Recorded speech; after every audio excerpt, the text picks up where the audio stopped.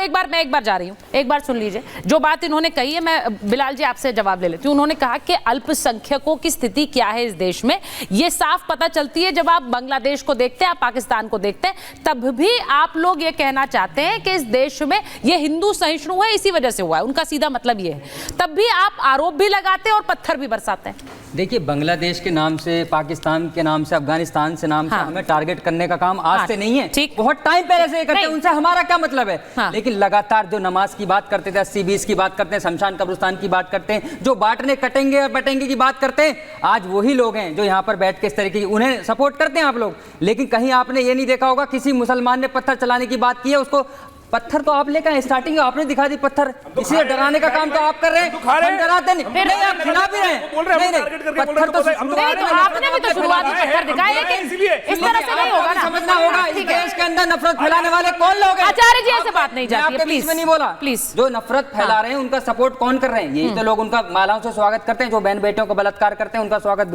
बिल्किस बानो कौन थी? इस देश की बेटी नहीं थी, अब इसमें भी हिंदू मुसलमान ढूंढेंगे, कोई दिक्कत नहीं, उनका स्वागत मालाओं से कौन फैला रहे हैं, नफरत कौन फैला रहे हैं? पाकिस्तान कौन जा रहा है, सबको पता है। पाकिस्तान प्रेम, जिन्ना प्रेम किसका था?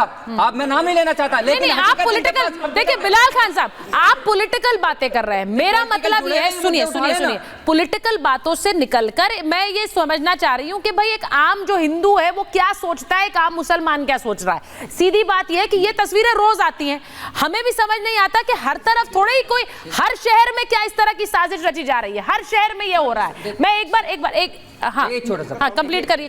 उन्होंने हर चीज को बदनाम कर दिया, अब नमाज ही रह गए, अब जुमे की नमाज रहेगी उसको भी बदनाम करेंगे। मुझे मालूम है जिस तरीके से मदरसों को लेकर आपने बदनाम किया, वक्फ बोर्ड पे लगातार आप हमला कर रहे हैं, अब जुमे की नमाज यही तो करना है। यही चीज मैं बता देना चाहती हूँ, एक मिनट, एक चीज मैं बता देना चाहती हूँ, ना तो आप इनको बदनाम कर रहे हैं ना ये आपको बदनाम कर रहे हैं। अब अगर ये साजिश हो रही है तो उसमें पर्सनली टारगेट मत करिए एक दूसरे को। मुझे मैं सिर्फ ये बात समझना चाह रही हूँ। सौरभ जी जरा बताइए, ये बार बार जब मैंने आज कई बात पढ़ी भी कि किस तरह के, ये मैंने नहीं कहा, ये बहुत लोगों से बात करने के बाद हमने ये बात बताई कि हिंदू पक्ष क्या सोच रहा है, मुस्लिम पक्ष क्या सोच रहा है। अब ये बार बार हिंदू त्योहार टारगेट हो रहे हैं। अब ये पूछा जाता है कि हिंदू त्योहार टारगेट क्यों है? हिंदू त्योहार में अब जो मैंने एक तस्वीर दिखाई है वो भी आप देखिएगा बिलाल जी, उसमें तो क्लियरली नजर आ रहा है कि मस्जिद से पत्थर फेंके जा रहे हैं। वो बड़ा अनफॉर्चुनेट है, लेकिन मस्जिद से किसी भी जगह में, कोई भी धार्मिक स्थल हो, वहां से पत्थर बरसेंगे तो एक तस्वीर, सवाल उठेगा। क्या वो सवाल हिंदुओं के मन में आज है? बिल्कुल निश्चित रूप से है। देखिए सुचरिता जी अभी कह रहे थे कि बांग्लादेश और पाकिस्तान की आप लोग बात करते हो, हम लोग नहीं बात करते। हम तो कहते हैं आप हिंदुस्तानी मुसलमान हो। भाई जब आप सीरिया देखते हो, लीबिया देखते हो, पाकिस्तान देखते हो, अफगानिस्तान देखते हो, बांग्लादेश देखते हो, वहां पे आप ही के भाई आप ही को मार रहे हैं, आप ही के ऊपर पत्थर चला रहे हो, वहां तो कोई हिंदू नहीं है ना।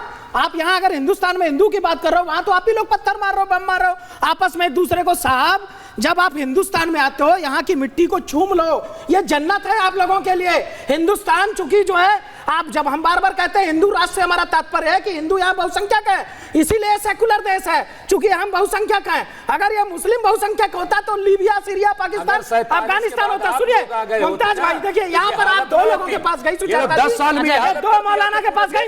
अब सुन लो भैया, पहले दो मौलाना के पास गई, कम से कम अगर इन मौलाना के मुंह से निकला होता कि हम जो ये अनपढ़ हैं, पढ़ाई नहीं हो पाई, अशिक्षित लोग हैं, इनको अगर ये कहते कि भैया पत्थर ना चलाओ, एक बयान नहीं दिया इन लोगों ने, इस पर बयान दिया है, लेकिन जब पत्थर सामने ही आ गए, हिंदू लोग सवाल ये कि पत्थर जब सामने आ गया तो मजम्मत क्या करो?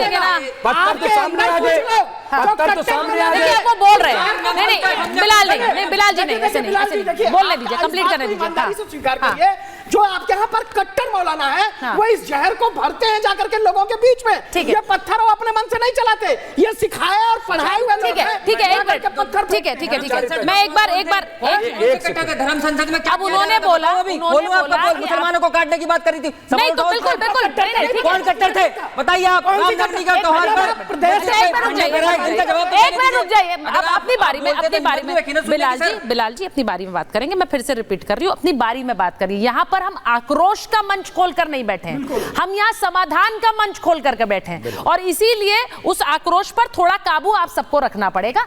अपनी बात रखिए जिससे आम देशवासी तक वो बात जाए। अब मैं सीधी ये पूछ रही हूं, उन्होंने कहा कि कट्टरता आपके धर्म के कई लोग ऐसे हैं, मौलाना है, जो कट्टर बातें करते हैं। बिलाल जी ने उसका एक पक्ष रख दिया कि आपके यहाँ पे भी धर्म संसद हुई, उसमें भी बहुत कट्टर बातें कही गई हैं। तो मुझे दोनों तरफ से पक्ष सुनना है। मैं पहले आपके पास आ जाती हूँ, मौलाना साहब आप बताइए, जिस तरह से उन्होंने बात रखी, पहले अपने मैं उनसे भी ये कह रही हूँ और आपसे भी कि हर कोई अपने पक्ष के बारे में बात रखे। ये जो कट्टर बातें कही जाती हैं और जिस तरह से नारेबाजी होती है, फिर इस तरह से पत्थरबाजी होती है, कोई हम देखते नहीं है कि लोग आकर बोलते हो कि इस तरह की पत्थरबाजी जो करता है उसके खिलाफ हम फतवा जारी कर देंगे, ये गलत है, ये हमारे धर्म के हिसाब से नहीं। क्यों नहीं करते हैं? ये तो गलत है ना।